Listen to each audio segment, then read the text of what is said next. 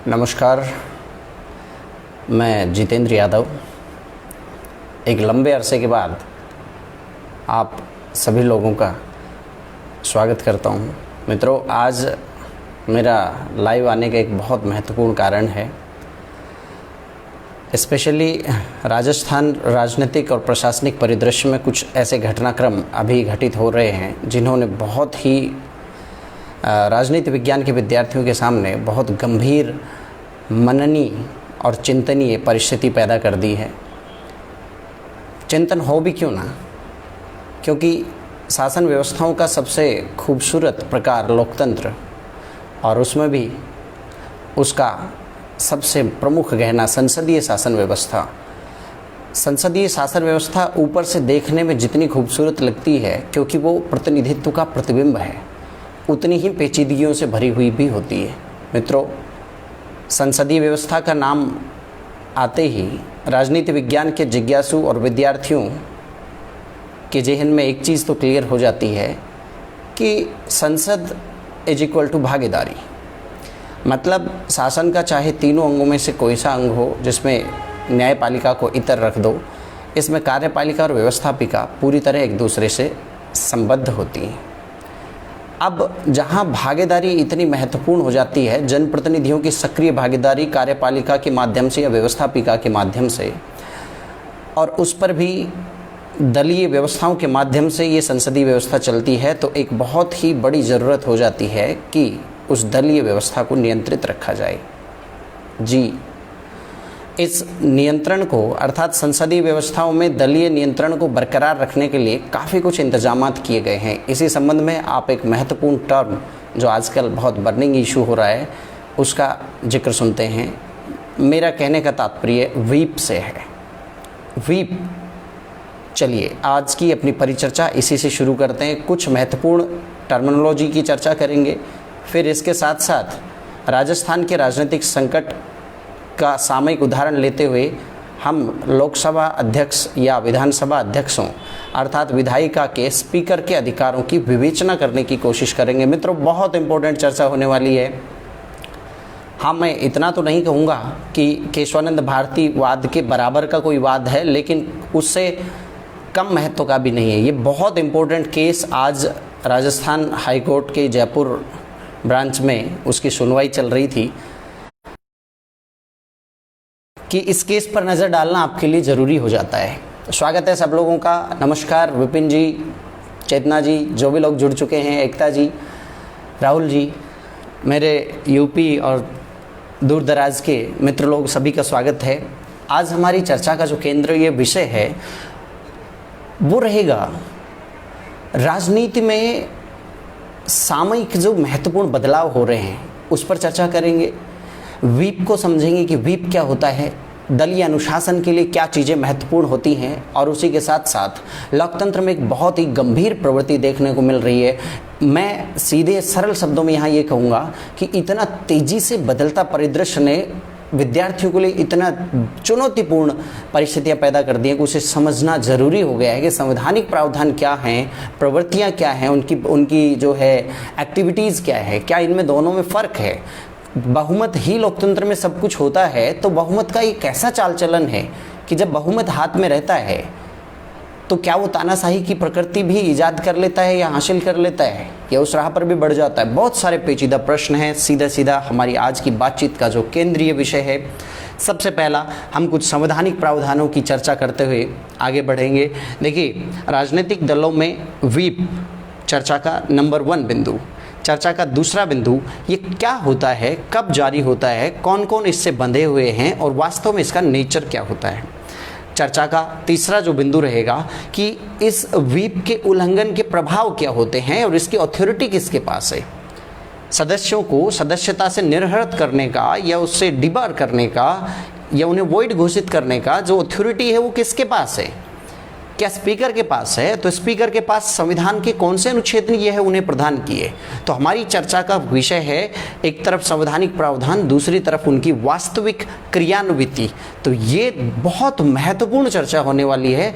इस संबंध में आज राजस्थान हाईकोर्ट में एक सुनवाई हो रही है। दो पक्ष हैं, सत्ता पक्ष में ही एक बहुत गंभीर फूट देखने को मिल रही है, एक बड़ा घटनाक्रम हो रहा है। मैं ये कहता हूँ कि एक चैप्टर तैयार हो रहा है राजनीति विज्ञान के विद्यार्थियों के लिए। तो इस आगे आने वाली चुनौती और जो लेसन आपको पढ़ना है उसके संदर्भ में आज परिचर्चा इनिशियल स्टेज पर ही हम लोग कर लेते हैं। बेशक तकनीकी पहलुओं की बात मैं करूँगा, परंतु अपनी सीमाओं का भी ध्यान रखूँगा, क्योंकि न्यायपालिका में कोई मुद्दा विचारणीय होता है तो कोई भी जनप्रतिनिधि क्या कैसी भी संस्था उस पर टीका टिप्पणी का अधिकारिता नहीं रखती। चलिए आगे बढ़ते हैं, और जो अभी जुड़े हैं सबका स्वागत है। नमस्कार सब लोगों को एक साथ ही नमस्कार, राम राम, वडक्कम, स्वागतम। आप ऐसा कीजिए, इसको शेयर कर दीजिए फटाफट, क्योंकि सभी विद्यार्थियों के फ़ायदे की चीज़ होने वाली है। बहुत ज़्यादा तकनीकी जटिलता वाली चीज़ों को बड़ी सरलता से पढ़ेंगे। तो सबसे पहले हम चर्चा कर लेते हैं। मैं बात करता हूँ 52वें संविधान संशोधन के बाद 10वीं अनुसूची जो आई, उस 10वीं अनुसूची मतलब कॉन्स्टिट्यूशनल अमेंडमेंट 52 के बाद 10वीं शेड्यूल में आर्टिकल 191 की स्थिति क्या है।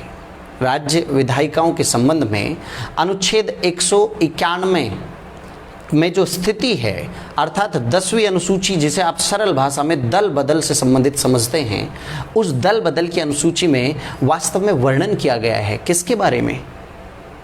राजनीतिक दलों की स्थिति, उनके सदस्यों की और उनके सदस्यों के बर्ताव से उनकी सदस्यता पर पड़ने वाले प्रभावों के बारे में। सीधे शब्दों में 60-70 का एक दशक था, आप कह सकते हो 70 के दशक की शुरुआत में एक बहुत गंभीर प्रवृत्ति भारतीय संसदीय व्यवस्था में देखने को मिली थी, दल बदल वाली बुराइयां, जो कि गंभीर चुनौती और बुराइयों में आती है। देखा जाए तो दल बदल की बुराई विश्वासघात होता है मतदाताओं से। तो एक अर्थ में लोकतंत्र में एक विश्वासघात को रोकने और कम करने के लिए उठाया गया कदम के रूप में था। लोकतंत्रात्मक सुधारों में महत्वपूर्ण अगर कह सकते हो तो वो था 10वीं अनुसूची, जिसे भारतीय संविधान में शामिल किया गया। तो इस 10वीं अनुसूची के शेड्यूल नंबर 10th ए और शेड्यूल 10th बी, इन दोनों की हम चर्चा करेंगे। देखिए वस्तुतः घटनाक्रम जो है, मैं अब एक एग्जाम्पल दे देता हूँ। घटनाक्रम कुछ ऐसा है कि राजस्थान में कांग्रेस नीत सरकार थी जिसके मुखिया अशोक गहलोत, कांग्रेस में ही गुटबाजी की गुटबंदी की वजह से जो राजनीतिक दलों की संसदीय व्यवस्थाओं की महत्वपूर्ण बुराइयों में आती है, उस गुटबंदी की वजह से और दो धड़े हो गए, जिसमें एक गहलोत धड़ा हो गया और दूसरी जो पार्टी है वो पायलट, सचिन पायलट के नेतृत्व में कुछ विधायक इससे अलग चले गए। तो यहाँ ये जो घटना है जो आजकल न्यूज़ में बहुत ज़्यादा बर्निंग इशू हो रखा है, इस संदर्भ में मैं आगे बढ़ता हूँ। हुआ क्या आगे कि राजस्थान विधानसभा स्पीकर ने जो बागी विधायक थे, आप कह सकते हो सरकार के विरोध में जो चले गए, सचिन पायलट एंड पार्टी के लोग थे, उनको व्हीप के उल्लंघन का नोटिस थमा दिया। अब यहाँ बड़ा चर्चा का विषय है कि ये व्हीप क्या होता है, इसकी प्रकृति क्या होती है, उन्होंने क्या उल्लंघन किया था और इसके उल्लंघन से उनकी सदस्यता पर क्या प्रभाव पड़ेगा। तो मित्रों ये सारी चीज़ें वास्तव 10 से रिलेटेड है। मैं बात कर रहा था संविधान की अनुसूची 10A, ये स्पीकर द्वारा सदस्यों को सदस्यता पर प्रश्न चिन्ह लगाने से संबंधित है, अर्थात सदस्यों की सदस्यता रहेगी या नहीं रहेगी उसके संबंध में शेड्यूल 10th A में विचार किया गया है। अर्थात इसमें नोटिस की चर्चा आएगी, नोटिस देने की बात आती है, नोटिस की प्रक्रियाओं की बात आती है, उसकी ऑथेंटिसिटी की बात आती है। शेड्यूल 10th B में व्हीप की चर्चा है, दोनों अलग हैं। तो सबसे पहले मैं व्हीप की बात करता हूँ, फिर आता हूँ उसकी कि आप अंदाज़ा लगा लोगे कि आगे क्या होने वाला है। देखिए व्हीप जो है ये व्हीपिंग शब्द से बना है। व्हीपिंग शब्द बेसिकली ब्रिटिश संसदीय व्यवस्था की देन है, जिसका मतलब होता है संसदीय व्यवस्था में दलीय अनुशासन बनाने वाली व्यवस्था। अर्थात इस शब्दावली का जो सीधा सीधा शब्द है व्हीप, इसका मतलब हिंदी में अगर आप ट्रांसलेशन करो तो मतलब होता है सचेतक। एक ऐसा व्यक्ति जो दलीय अनुशासन बनाने के लिए जिम्मेदार नियुक्त कर दिया जाता है, उसे क्या कहते हैं? व्हीप कहते हैं। व्हीप बेसिकली एक प्रक्रिया नहीं, एक जिम्मेदारी है, ध्यान से समझिएगा। तो अब दूसरा जिज्ञासा आपके दिमाग में ये आती है कि सर क्या व्हिप का उल्लेख भारतीय संविधान में कहीं है? बिल्कुल नहीं है, ध्यान रखना। संसदीय पार्लियामेंट्री सिस्टम में केंद्र स्तर पर यानी संघीय स्तर पर और राज्य स्तरों पर कहीं भी इस शब्दावली का कॉन्स्टिट्यूशनल प्रोविजन नहीं है। तो फिर कहाँ से आया? संसदीय प्रक्रिया नियम जो बाद में बनाए गए उनके तहत इन सबको स्थापित किया गया। इसको आप इस तरह से समझ सकते हो कि ये बहुमत दल का नेता या फिर विधायक दल के नेता की जैसे परिभाषा हमारे संविधान में नहीं है, परंतु बाद में उसे परिभाषित किया प्रक्रिया नियमों में, ये भी उसी तरह होता है। तो व्हिप का काम क्या होता है? व्हिप का काम होता है दलीय अनुशासन को बनाए रखना। कहाँ पे? ये बहुत महत्वपूर्ण टर्मिनोलॉजी है, मैं जो बोलने वाला हूँ ध्यान से देखिए। व्हिप का काम होता है सदन में दलीय अनुशासन को बनाए रखना संसदीय प्रक्रियाओं के दरमियान। मैं रिपीट कर देता हूं, आपकी सारी जिज्ञासाओं की जड़ यही है। सदन में संसदीय प्रक्रियाओं के दौरान अनुशासन बनाए रखना, ये होता है व्हिप। मित्रों, व्हिप कितने प्रकार का होता है? व्हिप असल में एक गाइडलाइन है, आप ये कह सकते हो। अर्थात एक मुख्य सचेतक नियुक्त कर दिया जाता है, उसकी सहायता के लिए विधायक दल का एक उप सचेतक नियुक्त कर दिया जाता है जो उसको सहायता करता है। तो ये लोग करते क्या हैं? असल में 3 प्रकार के व्हिप जारी किए जाते हैं। कोई भी बात सरल शब्दों में एक सूचनार्थ लिख दी जाती है और उस सूचना को अंडरलाइन कर दिया जाता है, जिसे कहते हैं 1 लाइनर, 2 लाइनर और 3 लाइनर। मित्रों, 1, 2 और 3 लाइनर 3 प्रकार के व्हिप होते हैं। तो 1 लाइनर क्या होता है? 1 लाइनर असल में आपको सिर्फ सूचना देने के लिए होता है। कैसी सूचना? दलीय व्यवस्था के संदर्भ में। सेकंड या 2 लाइनर जो आता है दूसरा, वो क्या होता है? वो आपको मतदान के लिए यानी कि अपने विधायक दल के सदस्यों को मतदान इत्यादि के लिए उपस्थित होने की सूचना की तरह का एक नोटिस होता है। 2 लाइनर, अगर कोई बात लिख के उसके नीचे डबल अंडरलाइन कर दिया, मतलब आपको यानी सदस्यों को उपस्थित होना है, किसके लिए? मतदान इत्यादि जैसी प्रक्रियाओं के लिए। तो पहला है सामान्य सूचना, एक तरह की इतला देना। दूसरा डबल लाइनर जो होता है वो होता है मतदान जैसी गतिविधियों में शामिल होने की सूचना। और तीसरा और सबसे महत्वपूर्ण आता है 3 लाइनर, ट्रिपल लेयर या ट्रिपल लाइनर जो व्हिप कह सकते हो। ये जनरली कब ये होता? तो उपस्थिति के लिए नोटिस है, सदस्यों को उपस्थित होने की सूचना होती है, पर ये कब जारी किया जाता है? 3 लाइनर जो होता है वो बहुत एहतियातन, बहुत इमरजेंसी तुरंत कॉल करना है, जैसे बहुमत सिद्ध करना है, सरकार गिर रही है, चुनौती है, सब लोगों के एक साथ मतलब तुरंत उसकी परीक्षण करना है। तो इस तरह की चुनौतीपूर्ण व्यवस्था के लिए तुरंत प्रभाव से उस जारी किया जाता है कि सब लोग इकट्ठा हों, अर्थात पार्टी लाइन के अनुशासन में रहते हुए समस्त विधायकों को सूचित किया जाता है कि तुरंत हाजिर हों। ये होता है 3 लाइनर, सबसे डेंजरस। अब यहाँ पे एक चीज़ समझने की, प्रथम और द्वितीय का उल्लंघन सदस्य कर सकता है, उसका सामान्यतः एक नोटिस, कारण बताओ नोटिस जारी हो जाता है और उतने सख्ती से पेश भी नहीं आते उसके साथ। 3 लाइनर का उल्लंघन जनरली नहीं होता, क्योंकि बहुत एहतियात परिस्थितियों में 3 लाइनर व्हिप जारी किया जाता है। बहुमत सिद्ध करना, सरकार गिरने, विश्वास प्रस्ताव, अविश्वास प्रस्ताव जैसी जो है इमरजेंसी परिस्थितियों में। तो इसके उल्लंघन का क्या होता है? इसके उल्लंघन के बाद सदस्य की सदस्यता जा सकती है। ध्यान रखना मित्रों, 3 लाइनर व्हिप जारी हो गया तो सदस्यता पर प्रश्न चिन्ह लग जाता है अगर आप एब्सेंट रह गए। तो अब आते हैं हम किसी भी सदस्य की सदस्यता के प्रश्न पर विचार करने का जो महत्वपूर्ण चीज़ है उस पर। तो सदस्यता पर कौन विचार करता है? आपने पढ़ा होगा कि किसी भी सदन की दल बदल के कानून के तहत अगर कोई आता है तो उसकी सदस्यता पर विचार करता है उस सदन का स्पीकर। तो ये मामला भी कुछ ऐसा ही है, जैसा कि पायलट खेमे ने विद्रोह कर दिया, अगले दिन बाड़ाबंदी हुई, मुख्यमंत्री अशोक गहलोत ने अपने सभी विधायकों को एक जगह इकट्ठा होकर तुरंत बैठक की कि भाई कितने मेरे साथ हैं, कितने नहीं हैं, बहुमत लायक है कि नहीं है मेरी सरकार। तो इनके पार्टी लाइनअप ने एक व्हिप जारी किया, अब 3 लाइनर व्हिप जारी कर दिया। इसका मतलब सबको हाजिर होना था। अब बारीकियां शुरू होती है, मैं घटना बता रहा हूँ। ये उन्होंने व्हिप जारी किया और बैठक में शामिल होने के लिए तमाम अपने कांग्रेस के सदस्यों को, सहयोगियों को, सबको कि आपको सबको आना है तुरंत प्रभाव से। 12 घंटे का अल्टीमेटम देके कल शाम तक बैठक है। और वो बैठक कहाँ आयोजित हुई थी? मायना ये है समझना, वो बैठक मुख्यमंत्री निवास पर आयोजित हो रही थी। उसके संबंध में 3 लाइनर व्हिप जारी हो गया।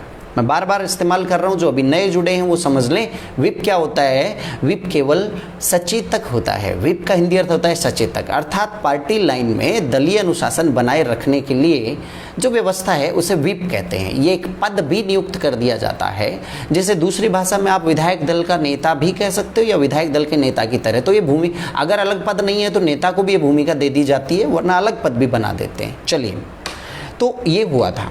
अब इसमें क्या है कि नाराज खेमा हाजिर नहीं हुआ तो अब यहाँ कई सारी प्रवृत्तियों पर चर्चा का मौका हमें मिल रहा है कि देखिए, बहुमत जब साथ होता है तो किस तरह तानाशाही प्रवृत्ति पनपने लगी, लोकतंत्र की कहाँ धज्जियाँ उड़ी। बड़ी बारीकी से हम लोग विश्लेषण करेंगे। बहुत ही गंभीर एक चैप्टर तमाम। ये राजस्थान से रिलेटेड मामला नहीं है, ये संविधान, राज व्यवस्था, प्रशासन को समझने वाले और प्रत्येक जिज्ञासु विद्यार्थी के लिए बहुत महत्वपूर्ण पॉइंट है मित्रों।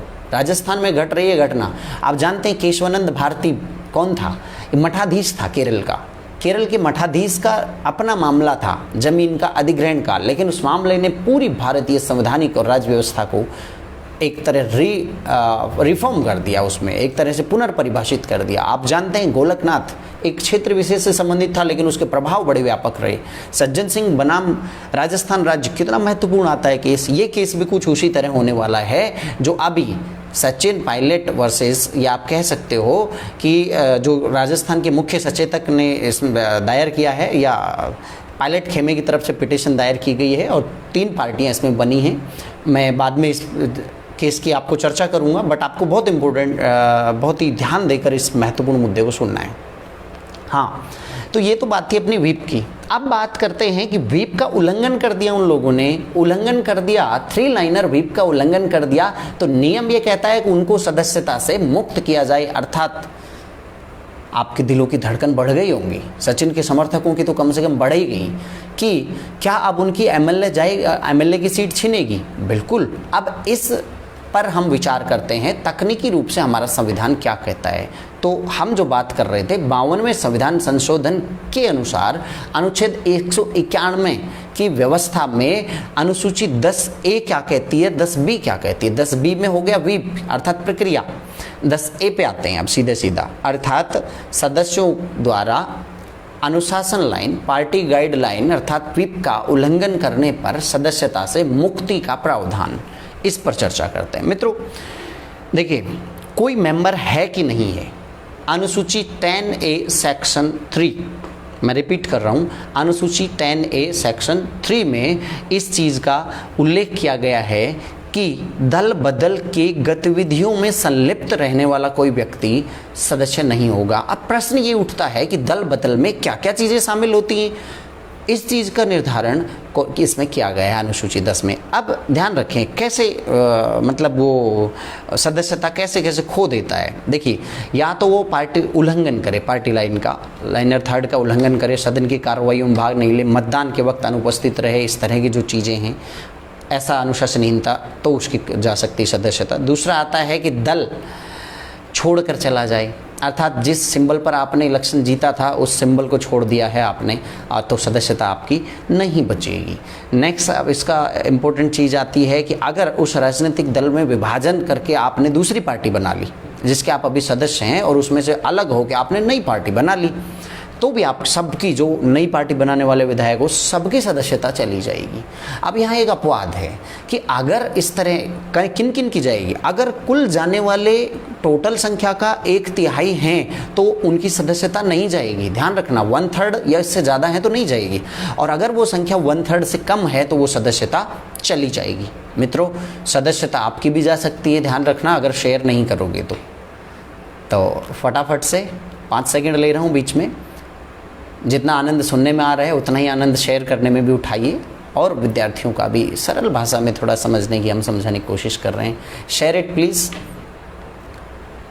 हाँ, क्योंकि देखिए ये 15-20 लोग लाइव अगर होते हैं तो मज़े नहीं आते बातचीत करने में। आपकी जिज्ञासाओं को बाद में कमेंट करना, हाय हेलो चलती रहेगी, जवाब भी चलते रहेंगे।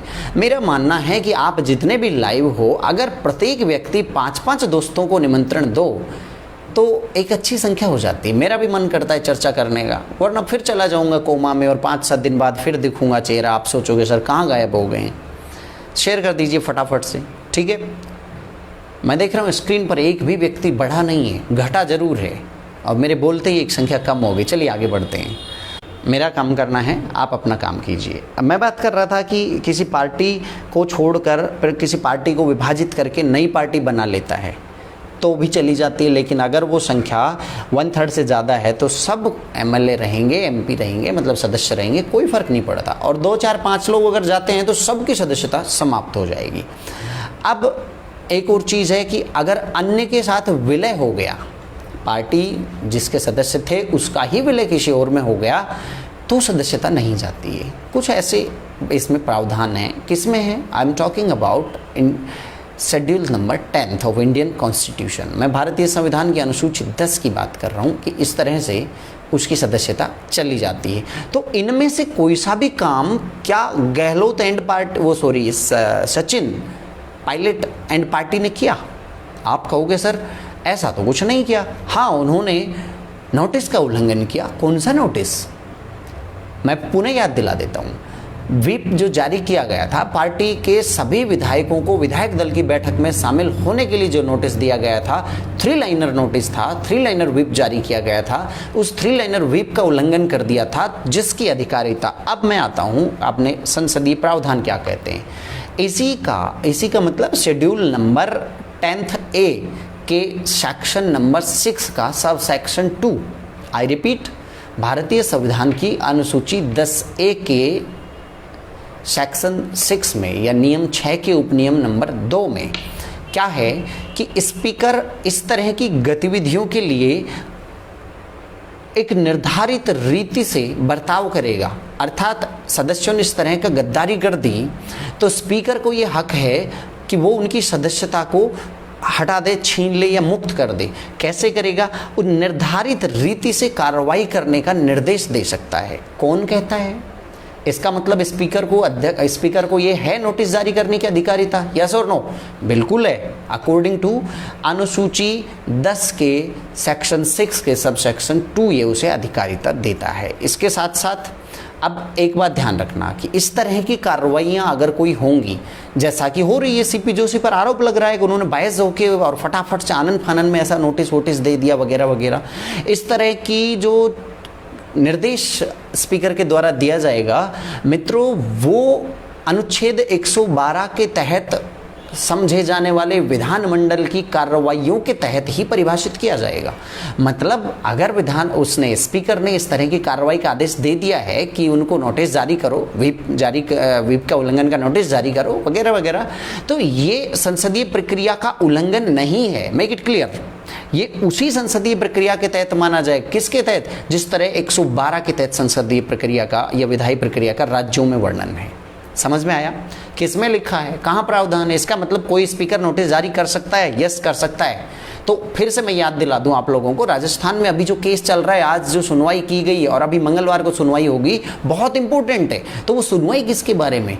वस्तुतः लोग कंफ्यूज हैं कि वो सुनवाई स्पीकर द्वारा सदस्यों को सदस्यता से मुक्त करने के लिए है या क्या वो सुनवाई उस नोटिस की प्रक्रिया की जांच करने के लिए है?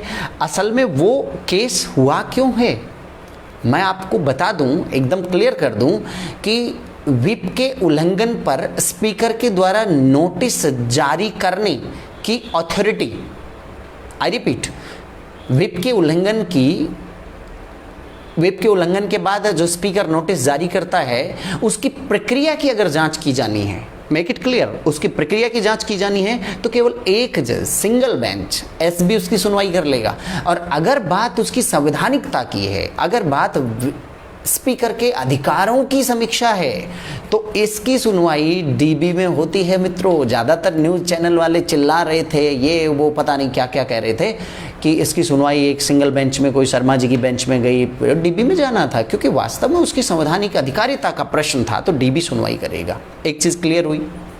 दूसरा, यहाँ पे ये बात ध्यान रखना कि अब ये डीबी में मामला चला गया है तो बहुत इंपॉर्टेंट हुआ कि नहीं हुआ, जैसा कि मैं जोर दे के कह रहा था कि ये आज का जो राजस्थान का जो ये उथल पुथल है, वास्तव में ये स्पीकर की अधिकारिता से संबंधित मील का पत्थर साबित होने वाला है कि क्या स्पीकर व्हिप के उल्लंघन के बाद 3 लाइनर नोटिस का उल्लंघन, जब 3 लाइनर व्हिप का उल्लंघन जब किया जाता है उसके बाद सदस्यों को सदस्यता से निर्हरित कर सकता है। बिल्कुल कर सकता है। कहाँ लिखा है? 10वीं अनुसूची के ए का जो सेक्शन नंबर 8 में नियम लिखे गए हैं, उन नियमों में भी इसका उल्लेख है। और अनुसूची 10 ए के सेक्शन 6 सब सेक्शन 2 ये उसे अधिकारिता देता है। परंतु अब मैं अपनी बात के कंक्लूजन पर पहुंच रहा हूं। आप ये मत समझ लेना इसका मतलब तो सचिन एंड पार्टी की गई सदस्यता, बिल्कुल नहीं मित्रों। वो लिखा हुआ है कि ऐसा कहाँ पे किया जाए? सदन में। ध्यान रखना, सदन की कार्रवाई में, भाषा को समझिए, सदन की कार्रवाई के दरमियान विधायक सदन में विधायक दल की बैठकों में उपस्थित होने से संबंधित जो अनुशासनात्मक व्यवस्था है, मैं रिपीट कर रहा हूं, सदन में, यही एक शब्द था जिसकी वजह से हरीश साल्वे जी लंदन में बैठे बैठे इस केस की सुनवाई के लिए तैयार हो गए और लंदन में बैठे बैठे वो सुनवाई कर रहे हैं। अब दूसरी पार्टी जो है, फर्स्ट पार्टी जो है सचिन एंड पार्टी से, उसके समर्थक जो हैं सचिन पायलट के, वो कह रहे हैं कि व्हिप जारी करने की अधिकारिता ही नहीं है। व्हिप का मतलब होता है सदन की कार्रवाइयों के दरमियान, अर्थात सदन की बैठकों के दरमियान ये चीज़ होती है। और पार्टी कह रही है, अशोक गहलोत और इस बाकी सारी पार्टी कह रही है कि आप उस व्हिप के दायरे में आते हो। वो कह रहे हैं कि आपने अपने घर पे बैठक बुलाई थी, सदन में नहीं। पहली बात तो सत्र नहीं चल रहा। यस, ये तो बहुत इंपॉर्टेंट चीज़ निकल कर आई है, सत्र नहीं चल रहा। इट मीन्स आप समीक्षा कर सकते हो कि सर क्या स्पीकर सत्र नहीं चल रहा तो भी इस तरह के नोटिस दे सकता है? मित्रों, नोटिस स्पीकर की अधिकारिता संसद सदस्य तक रहती है, अर्थात जिस किसी को भी पार्लियामेंट्री स्पेशल राइट्स मिले होते हैं तो सत्र चल रहा है या नहीं चल रहा उसके संबंध में उसकी अधिकारिता बनती है। लेकिन इस व्हिप की जो प्रक्रिया है ना, प्रक्रिया को समझिए, मैं जोर दे देकर बोल रहा हूँ, ये प्रक्रिया कार्रवाइयों के दरमियान होती है, संसद में होती है। तो संसद में ही अनुशासन के लिए बनाया गया है ये व्यवस्था। अब ये सारा घटनाक्रम तो बाहर घटित हुआ है, तो फिर क्या ये छोटी सी बात जो मुझे पता है, ये क्या कांग्रेस पार्टी नहीं जानती? ये क्या गहलोत नहीं जानता था? फिर भी इन्होंने इस तरह उनको नोटिस थमा दिया। ये कार्रवाइयाँ, पहली बात तो देखिए, अब इसकी नोटिस की हम हवा निकालते हैं। नोटिस की अपनी एक प्रक्रिया, अपना एक नियम होता है मित्रों। कानूनी नोटिस, किसी भी तरह का नोटिस देते हैं जिस पार्टी को, उसे तामील करवाना पड़ता है। नोटिस का ड्यूरेशन जो होता है, टाइम पीरियड, वो 7 दिन होती है। मैं रिपीट कर रहा हूँ, 7 दिन। नोटिस की परंपरा, यहाँ पे कोई संवैधानिक प्रावधान नहीं है, ये आता है कानूनी प्रावधानों में, ये आता है अपनी जो है न्यायपालिका के चाल चलन में। नोटिस जिसे जारी किया जाता है उसको दिया जाता है, कोशिश की जाती है तामील करवाए। वो अगर आउट ऑफ स्टेशन है तो यथासंभव साधनों से संपर्क किया जाए। नहीं किया गया, वो लंदन नहीं थे, वो देश छोड़कर नहीं भागे, वो हरियाणा के एक होटल में थे, कोई बात नहीं। नोटिस का ये होता है कि वेट किया जाए, उसे 7 दिन तक टाइम होता है कि उसका जवाब देने का। इसमें भी देखिए दूसरे दिन, अब सीपी जोशी जी ने बहुत ही कम समय दिया कि आपको आज शाम तक का समय दिया था कि आज शाम तक को आपको जवाब देना है, हाजिर होना है, अदरवाइज आपकी सदस्यता मुक्त कर दिए जाओगे। ये कौन सा नोटिस है भाई? नोटिस की आत्मा का ही हनन हो रहा है। ये तो दादागिरी, गुंडागर्दी की प्रवृत्ति पनपने वाली बात होगी। ये तो कहीं ना कहीं एक मशीनी दिमाग से सोचा गया, एक अति उत्तेजना में उठाया गया कदम है। और मित्रों, इस तरह के नोटिस की अति उत्साह या अति जल्दबाजी में लिया गया कदम संसदीय व्यवस्था में स्पीकर जैसे महानतम एक पद की गरिमा को ठेस पहुंचाने वाला कदम है। सीधा सीधा आरोप है इसमें। जो पक्षकार के वकील हरीश साल्वे जी ने आज कहा कि कहीं ना कहीं बायस होके स्पीकर ने बायस होके ये नोटिस जारी किया, व्हिप के उल्लंघन का नोटिस जारी किया। बिल्कुल साफ स्पष्ट है, ना तो प्रक्रिया को पालन किया गया, ना तो उचित टाइम दिया गया। 7 दिन वाला कोई काम नहीं, सीधा रात को 1 बजे जा, अरे भैया अगले दिन निकलने का इंतजार कर सकते थे। रात को 1 बजे जाकर उन तमाम विधायकों के, जितने भी 17, 18, 20 जो भी विधायक हैं, सबके घरों पर चस्पा कर दिया, चिपका दिया गया। अब आप समझ सकते हैं कि क्या उचित प्रक्रिया का पालन किया गया, नहीं किया गया।